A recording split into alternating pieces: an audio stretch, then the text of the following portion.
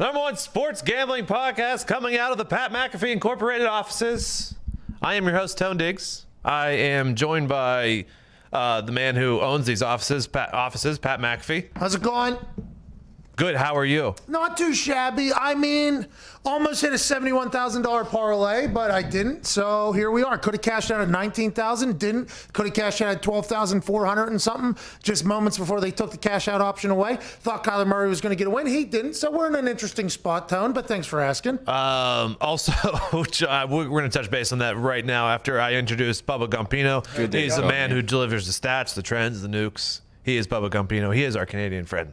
How are you, Tony? sir? And our NFL GM, assistant to the coaching staff of a team playing tonight, the New England Patriots, the GM Shuffle Pod, the Lombardi Line, the Daily Coach, and writes for The Athletic, Michael Lombardi. How are you, sir?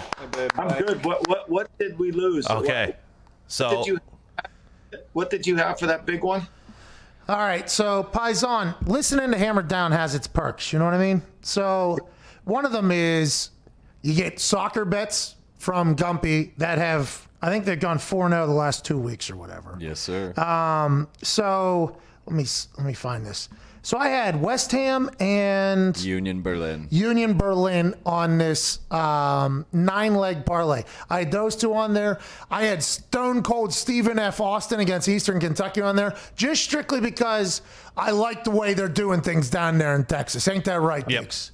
I also had on there, go ahead. Tulane in North Carolina. Bingo, which Diggs said he liked a lot. 5-1 on College Football Saturday. You're welcome. So that's what I feel like whenever people say things confidently for whatever reason, I can sense a little different heightened confidence. And whenever Gumpy said it and then Diggs said it, I was like, here we go, Stephen F. Austin, Stone Cold Stephen F. Austin, I like them. And then I put all four of my NFL picks, which was Titans, Giants, which, by the way, awesome. Shout out Danny Dimes. Then it was Arizona -3.5 and Bucks. Yes, exactly. There it is. So I thought I had it all. And the cash out thing was sitting there staring me right in the face the entire day because after Saturday, I had 5 legs down of the 9 legs. Like, here we go. We can really get this thing to go. And when I woke up Sunday morning, the buyout was already at like $8,000 or $9,000 or something. I'm like, oh shit, here we go. I'm making some real money today. Then after the early games, the Giants get a win. Cool. The Titans cover. Cool. Here we go. So now we're starting to cook. That thing got up to like a $13,000, $14,000, $15,000 buyout during that Arizona Cardinals game. $19,000 at one point. And it felt like to me, Kyler Murray was just going to do whatever the fuck he wanted to do. Tua plays it out. They pull back the cash out option. As soon as I would have probably hit it, we lose. See you later. 49-yarder at the second highest altitude in the NFL. Short, we lose everything. Fuck. That's horrible, man. It was. That's exactly right. And he had told us in the chat that if Arizona covers, it most likely goes up to 30,000 on the cash out, 35, and then you were probably going to pull the trigger before the Bucs game started. Yeah. Even if it goes to 25, which I think it potentially would have, because it's like a deal or no deal banker type thing. I think I go before that Bucs game just so I can enjoy the game and know that I made 25,000. Now, granted, if the Bucs come out and do something that they didn't do and win that game, and I'm staring down $71,000, that would have been a heartbreaker. But I thought the Cardinals still were going to be able to cover, even though they hadn't gotten a stop all goddamn game because Kyler was so good. That was a tough game. Yeah, what do you think about that game, Michael? You know, I thought the same thing. I mean, I thought that they would eventually get control of it. I thought early in the game they were pressuring Tua. And in the second half, he made some real plays with his feet. He got out of some trouble, made some throws. And, you know, I thought that they were going to get control of it because they were throwing the ball much better in that game than I anticipated. I thought it was going to be a run game for Kyler. I didn't think he would throw it that well and they would make that many plays. But, I mean, that's one they just gave away, I'll be honest. I mean, they outgained them. They did everything really well. They just couldn't close the game out. And they went for it on every fourth down except for that one. No consistency, Mike. That's the thing with coaching is the biggest issue, I think. And so I took the under in this game because Arizona was number 8 in points per play. Fucking Miami was number 2 in opponents' points per play. And these offenses, I mean, they were struggling a little bit, to be honest, and then they fucking came out on fire. Tua looks so good. Now, granted, Kyler did as well. Kyler, his flick of the wrist goes 50, 60. I mean, Kyler has got an absolute little bit of a slow windup, though. I noticed that last night whenever I was living and dying with every single move. He's got an absolute. That outfield. Yeah, he does. He has that whole thing. But Tua was surprised. I mean, that had to be the highlight of the weekend for you, Gumpy, is how good Tua looked. Now, granted, you win, but Tua looked unbelievable. Absolutely. I mean, he was with his legs. I thought you said Mike. I'm sorry. No, that's all right. With his legs was the biggest thing for me. He took some hits, and Gailey dialed up a game plan that was actually different. I thought he was just going to keep rolling him out in shotgun. I mean, a couple of those runs where he got out of the way. I mean, he's the guy, man. Tua's going to have to keep carrying that team, too, because we talked about on your show earlier how the Colts are 31 in yard per rush. The Dolphins are 32 in yard per rush. So it's going to be on Tua's shoulders, I think, here for the rest of the season. Michael, so they didn't let him throw in the first game. They let him throw in the second game. Did you see enough in the second game to think that he could be a guy going forward?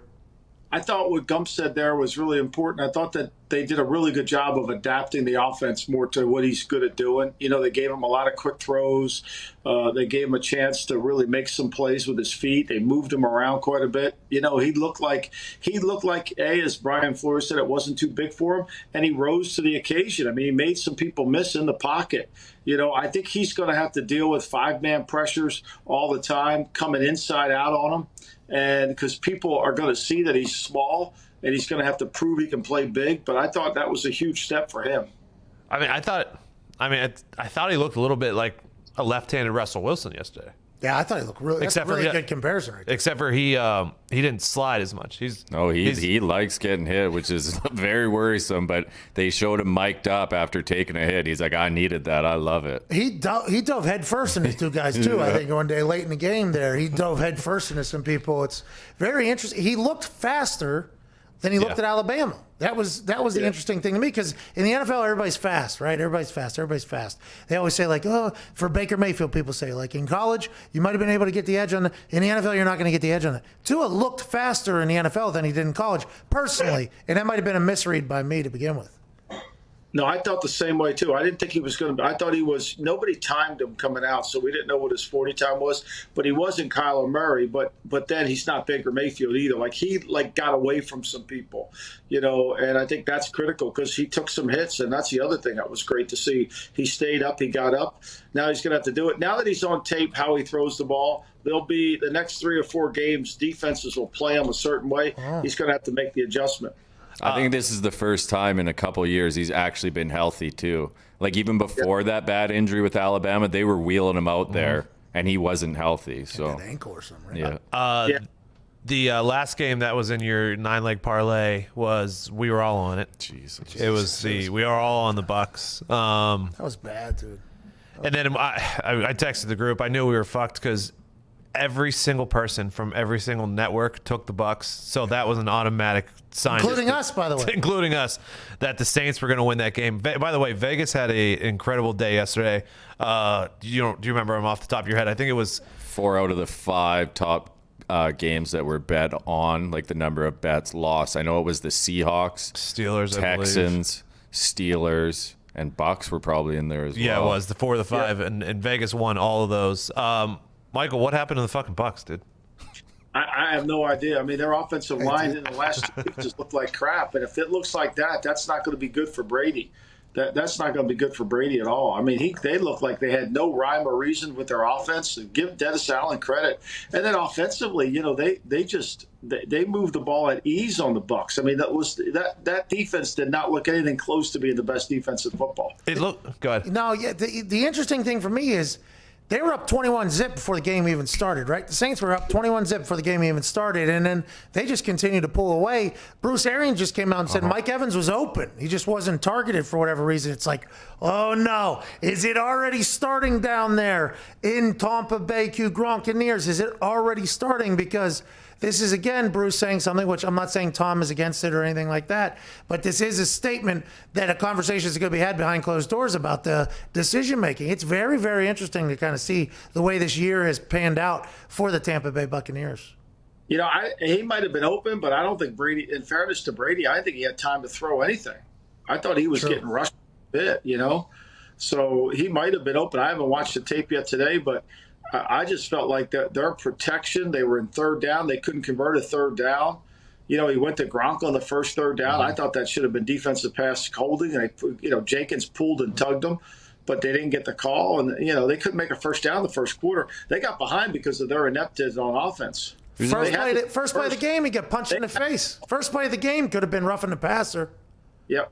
There's no slants or anything. Every drop back is a fucking Hail Mary. Like, he's literally just bombing the ball down the field. Well, Michael, how do you think he feels about that they ran the ball 5 times. One of them was a kneel, so they ran the ball 4 fucking times. How do you think? Record, by the way. NFL record. How do you think Tom feels about that? I mean, I can't imagine he can feel too good because he can't put that much pressure on the offensive line. I mean, they got to have some way to run the football more effectively. I know they want to be in 11 personnel, but they got to have some good nickel runs, or they got to get into some 12 personnel and try to run the ball out of that. I mean, they're not going to, if you're going to have him throw it 40 times, it's not going to be good. He's going to get hit. Yeah, I mean, this is overreaction Monday. First game with Antonio Brown, it'll get better. Oh, I think it'll get better. I mean, they're going into Carolina Well, and also, this week. I think so too. But you just did that little first game with Antonio Brown thing on purpose. Like that's why you did that. That's what do you mean? saying. You're thinking that no, I don't think he could already ruin the team that quickly. No. No, I don't. I mean, they looked like shit against the Giants. Well, and then on the defensive side, it was wild. Levante David, I want to say 2 or 3 times, right as the snap was still going on, was still trying to communicate the defense to other people's, and they went at him because he was busy communicating the defense, and his guy got open. Defense, they had a, and then when Sean came out with people moving all over the place and different spots, they said, look, let's play a base front. Let's check it into 2 or 3. Let's just check it and we'll see what they're doing. And then by that time, it was too late. I mean, they went vanilla, and they really didn't run any of the stuff that they wanted to run because they were just trying to get an understanding. He's got the halfback out. He's got the tight end in here. He's moving all people around.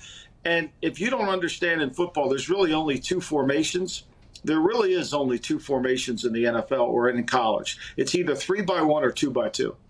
Now, where Sean Payton makes a great living is that those 3-by-1s are different. It's not 3 receivers to one side and 1 to the other. He's got all different combinations. And so if you're trying to disguise your coverages and you're putting the backer inside because he's got Camaro in the 3-by-1 look, now Breeze is reading your mail and you're done. So he starts moving people around and displacing them in 2-by-2 or 3-by-1, and he ends up getting you. And then you say, okay, look, just to settle everybody down, let's just play some basic stuff. And then when you go basic, he's got you in checkmate. I mean, the Saints literally tried to give the game away to the Bears the week before, and they show up and do this. They had a harder time beating the Bears than they did beating the Bucks. Think about that. And the Bears we were on some of us, Pat and I think it was just Pat and I were on the Titans this weekend. Ooh, good cover. What if he goes for 2 there at the end? That was part of my $71,000 parlay. I'm surprised he did not go for the analytic, go for 2, you don't get it, blah, blah, blah thing, which I'm pretty sure you're not a fan of, Michael, but I'm surprised Nagy didn't do that. I mean, look, Nagy's he's so busy looking at his playlist, he can't figure out what he's going to do next. I mean, he had 12 first downs. He got 12 first downs in the fourth quarter in that game. Like, did you see? He complained about the penalties that they're starting in the hole. His first 6 drives of the game, he had no penalties. 3 of his drives, he accumulated 11 yards. In 3 of the first 4 drives, he accumulated 11 yards. Oh, I immediately thought of you yesterday. There was I don't know if it was a 3rd and 1 or a 4th and 1. And he didn't get it. But yeah, of course, there's a couple of those that he didn't get. But he tried getting cute. He tried doing a fake toss trap with a fullback, and it got fucking shoved up their ass. And I immediately thought of you. I mean, he'd rather run a triple reverse to get a half a yard than just. And I'm telling you, Matt Nagy was the kid that if there was a bully on the way to school, he'd walk 3 blocks out of the way so he avoid the bully. Well, his face would be stuck in his play calling sheet. He couldn't see which way to go. Is this a bully? Don't get started on phase. I mean, that poor guy, those poor Charger players, they're all taking the heat for it. You're supposed to make the play. Like, come on, seriously, give him a better. How can you not roll Herbert out on one of those plays? I have no idea. Hey, Tom, the Bucks did fades too. Hey, the Bucks ran a bunch of fades down there too. I haven't seen as many fades as I seen yesterday in the NFL down the play that no one can stop, and Julio ran it yesterday. The play no one can stop. Jerry Rice ran it. Must have of Jerry Rice's touchdowns, I would say 50% of them came on what we call Colorado, which is you run a slant, and as soon as you get to the top stem of the slant, you take it back out, right?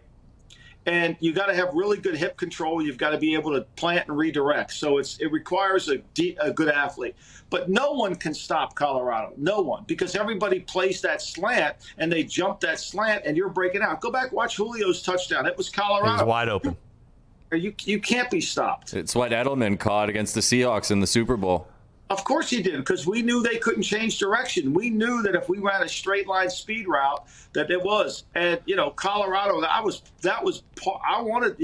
big, because we needed to run that. Any redirection by Seattle's secondary was going to create problems.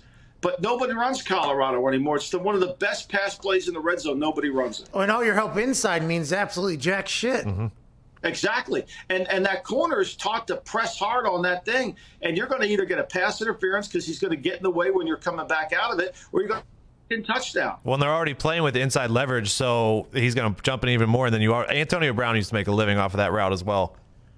I mean, it's the greatest route of all time. I mean, people just make a living out of it. But unfortunately, I don't know what they're doing. I mean, it's really unstoppable. It's a class. Lose games. Go ahead. I'm sorry. No, what's unstoppable is when you have your quarterback in fucking motion. That play by the Chiefs, we talked about it a little bit earlier. That was awesome to watch. It's like, of course, Andy Reid has Patrick Mahomes in motion before the play gets in, and then a drag. I mean, it was unstoppable, that play. It really, it's so creative, and he's so smart with it. I mean, and that creativity with his talent. I mean, they had the ball 21 minutes yesterday. That's all they had, and they had 400 yards. My favorite thing about Andy Reid is, like, he's obviously great offensive coordinator all over the field, but it seems like his creativity comes out inside the 20 because he knows that's where the game is won and lost. Right, because you know why down there you need misdirection. Because you need to separate the defense. You need to go this way, come back the other way. You need fake motion to come back. You need to confuse them, because if you don't displace them, there's too many people packed in an area. You got to move them out and create some spaces. He's smart about it, I mean, they had the ball 3 minutes and 40 seconds in the fourth quarter and scored 14 points. The Panthers did exactly what you have to do. They dominated the fourth quarter, had the ball over 11 minutes in the fourth quarter, and lost. They still gave up 14 points. I like that Panthers team, though, man. Hey, Rule seems to be a legit guy. I love Rule. I heard rumors about Rule. I heard rumors about Rule down at Baylor being like a hard ass. It doesn't seem like that. Like, it feels like his team loves him down there, Mike. They really did. I mean, you jumped in that river down there. Did you ever? I mean, he had that program really going down there. Oh, yeah. For a guy from the Northeast to go in there, and he had the high school coaches in Texas loving him. He was recruiting like crazy. He was doing great. I was telling Pat, I love that he's got even though I know it counts as a turnover, but he's doing it at the right times. He is not afraid to trot Joey Sly out there and try from anything under 70. Give him a go. I mean, if that kid would have kept running, if Samuels would have kept running instead of going out he was trained to do, I think he gets another 10 yards. They might be able to make that. But, I mean, people were going off about it on the internet. Give me a chance at a 68-yard field goal over a Hail Mary any day of the week. Yeah. I mean, it's not like they may have the shortest wide receiver core in all of football, too. So the odds of that, not great. Hey, Christian McCaffrey, he looked like he was in a lot of pain with that shoulder yesterday. I thought it was his ribs, but I guess it's his shoulder. I mean, he looked like he was hurting bad. That kid is one tough hombre, though, man. He breaks tackles. That first down he got over by their sideline, where he was tackled 4 yards short. How about Teddy Two Gloves diving for the first down like he did? That was a hell of a play. I mean, that was a great game plan by Matt Rule, I thought. I like that team. They're playing for each other. Like, if you're a Panthers fan, you got to feel pretty good. Drew Brees, who knows how much longer he has. Tom Brady, who knows how much longer he has. You have a team that probably for the next 5 to 7 years is going to be very good and only get older and grow together. You should feel Atlanta's staring down a rebuild. I mean, you got to feel real good in Carolina. And that Brady's a good play caller now. He does a hell of a job calling plays. I think he's really good. It sucks McAfee's out because they open at +5.5 at home against the Bucks this week. Yeah. And we know about Teddy as a dog. What is it? 18-3, maybe 19-3 now in his career as a dog. Against the spread or straight up? Against the spread. He's a covering machine. Yeah, he is. You're goddamn right he is. One last question. I like before... Kyler. Yeah, unlike. Oh, shit. One last question. $25,000 probably, Paisan. Oh my God. That's horrible. And you know, the thing that killed you in that game was Arizona was the best red zone defense going into the game, and they just were horrible in that game in the red zone. Hey, Isaiah Simmons had 4 tackles though, so. At least he was out there. Preston Williams finally catching the ball and he gets hurt. Yeah, I mean, look, I thought Chan Gailey did a really good job. Now, again, you know, that's one game. I think Tua's proved it. Now he's got to keep building off of it because they're going to challenge him. I mean, one thing about that game, Vance Joseph was determined to come after him. He didn't give it. He was going to blitz him no matter what. Which I respect, by the way, because if you listen to any OG defensive player, they're like, if you have a rookie quarterback, you just bring it. That's what Jared Allen said on the show. Bring it. Blitz him till you die. He did. He kept bringing it, and they just didn't tackle him in the hole. But I think he's going to see a lot more of that this week. All right, before we get into tonight's games, I want to look at. I love when we do the look ahead lines to see if we like anything from. Oh, yeah. It's a good time to make money if you're listening, by the way. Yes, it is, because the lines they are where they are. They haven't moved yet. Michael, I know you've looked at them already. Do you have any games this upcoming weekend that you're looking at early? Well, I mean, look, the Tennessee game opened up. Tennessee was -2.5, and it's already down to 1.5, and it soon could be down to 1.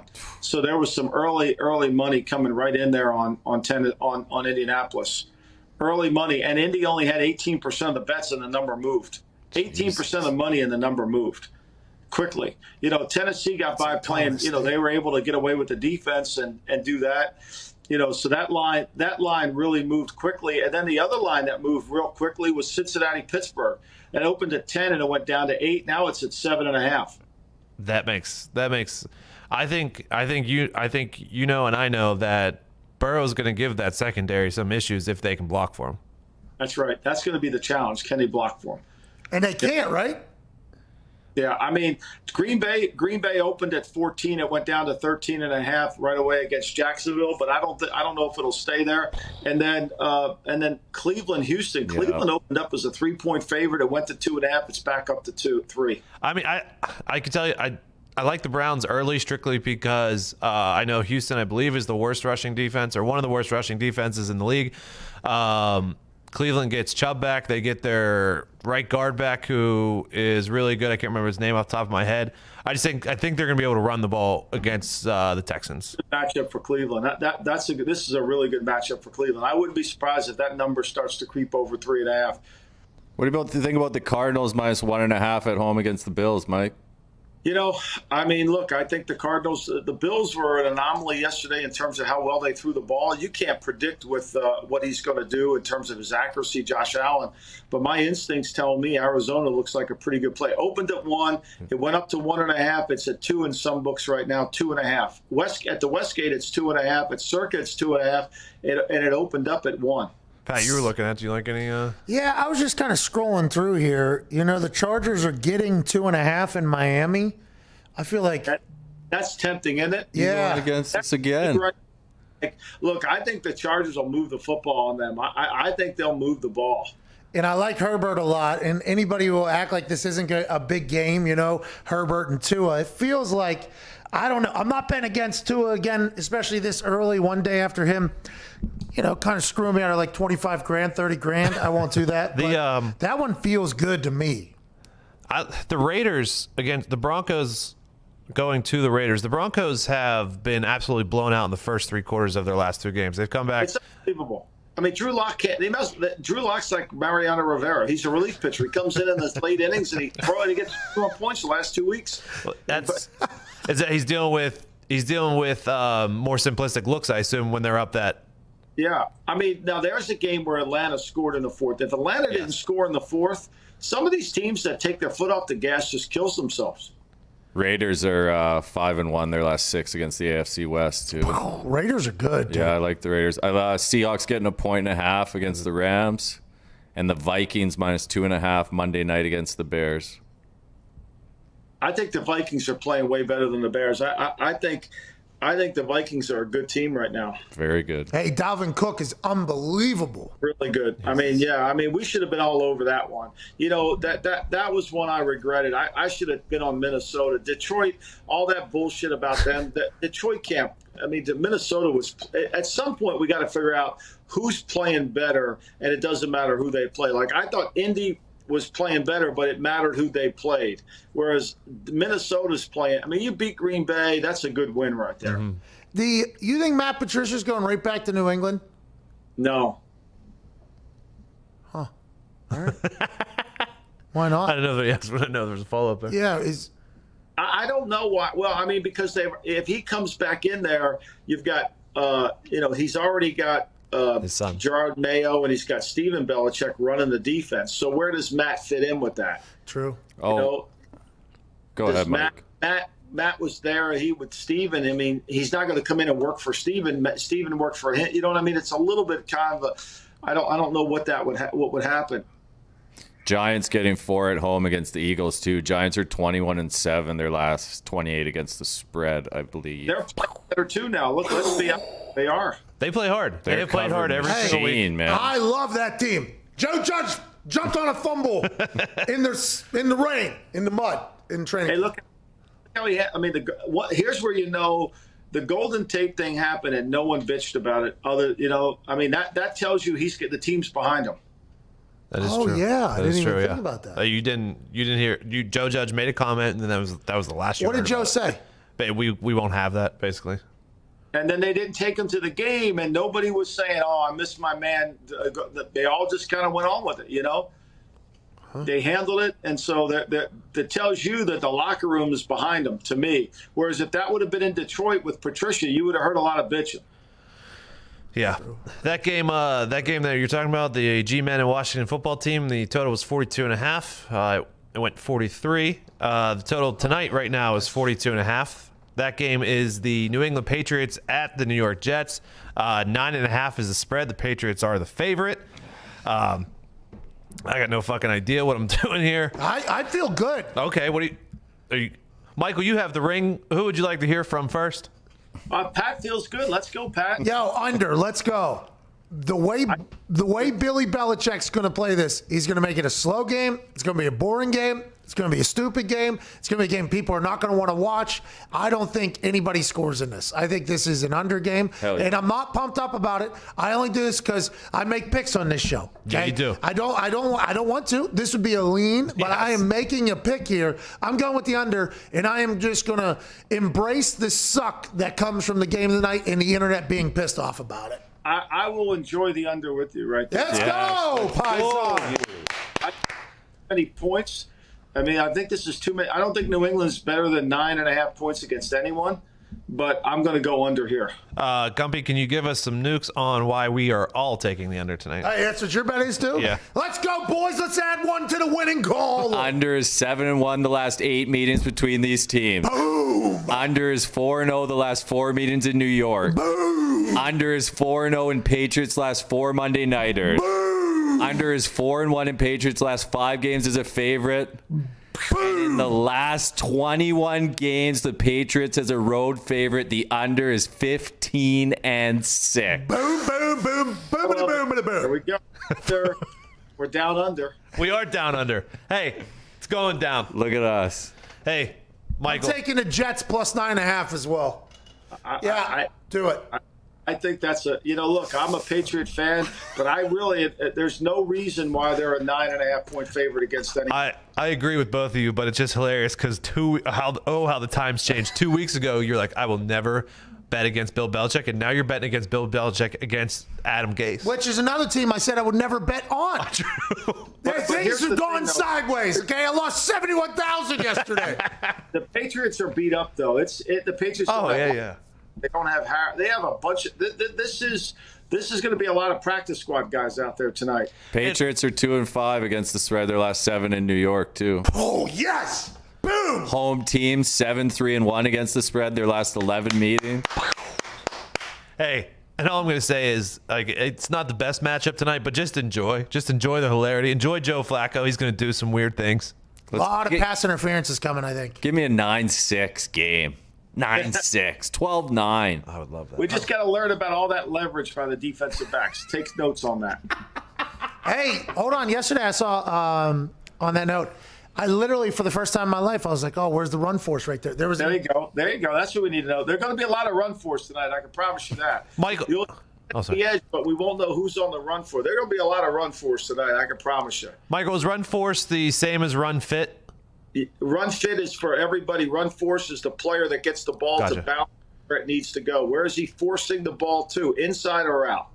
Run fit is don't zig whenever you're supposed to zag, right? Remember, run fits are about vertical and horizontal. They're not just horizontal.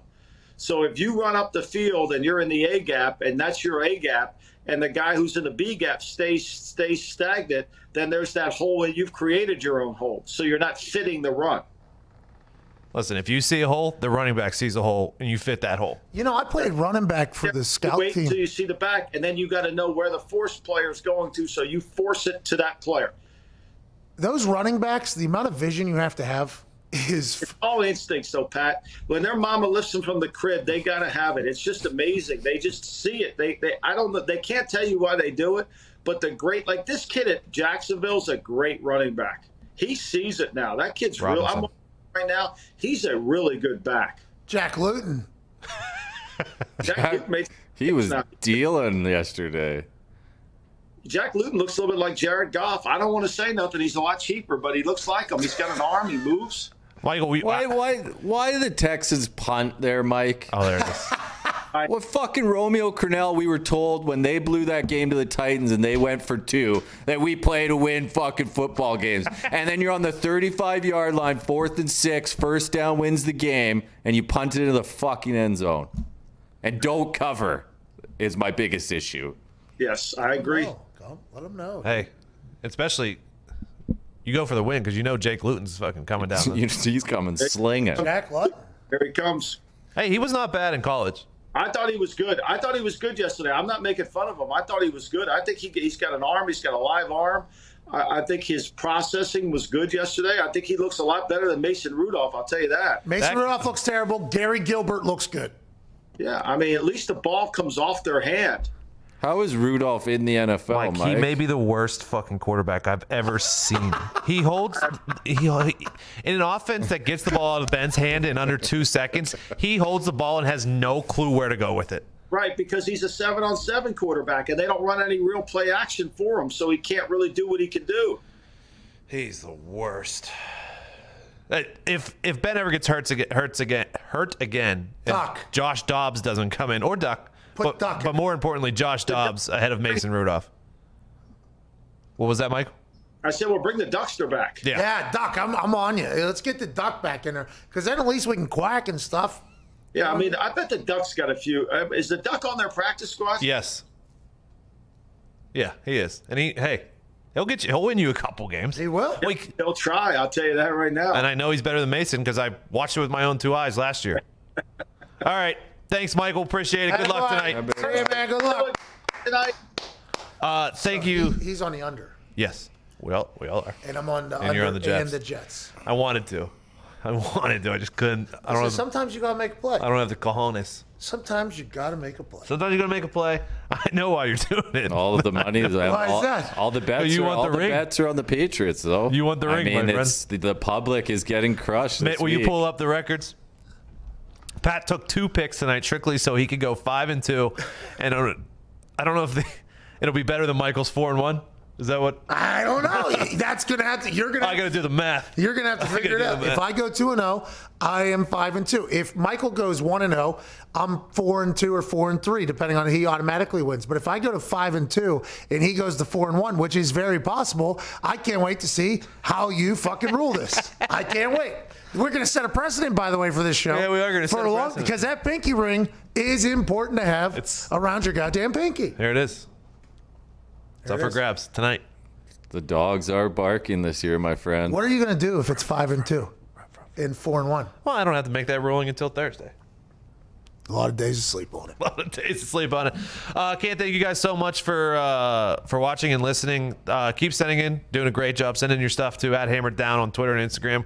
Gumpy's featuring all those. Awesome. You guys I'm tired of people tweeting me about the losers I put out. Okay, tweet me about the winners too. Oh, yeah, and a winner's a winner. It doesn't matter if a guy saved a penalty in the 99th minute. All that matters is it's Green Dot City, baby. And by the way, we've said very clearly on this show, we give you soccer bets. Don't watch the game. It doesn't matter. Just check your account afterwards. Set it and forget it, baby. So if there's some bullshit, cheeky penalty kick that goes right down the middle and the goalie catches it and spits it out like Happy Gilmore with the thing, who cares? Who cares? We told you not to watch. A win's a win. Ain't that right, Gump? We're blowing bubbles in the air. I don't even know what that means. Great West movie. Ham. The Hammers. It West makes Ham sense. United. We're the Why is Hammers. Connor here? Connor, what do you got? Look, man, okay? You bet against Bill Belichick last week, and he came down and he broke that fucking hammer. And now you're going to come in here and you're going to bet on the fucking Jets on Monday Night Football. What the fuck? What the hell? Are you kidding me? Are you fucking kidding me? What happened? That's not gonna happen. Do not believe this fucking bullshit. They will not lose 5 in a row. They will cover. I can't believe the gourd on you to fucking do that after last week. God damn it. With that being said, I also like at plus 9,000 Damian Harris to score a rushing touchdown and to score a receiving touchdown. 20 to win, 1,800. And if you bet on the fucking Jets, let me know, because you're fucking wrong and you're losing money tonight. Damn it. What a promo. Hammer! Yeah.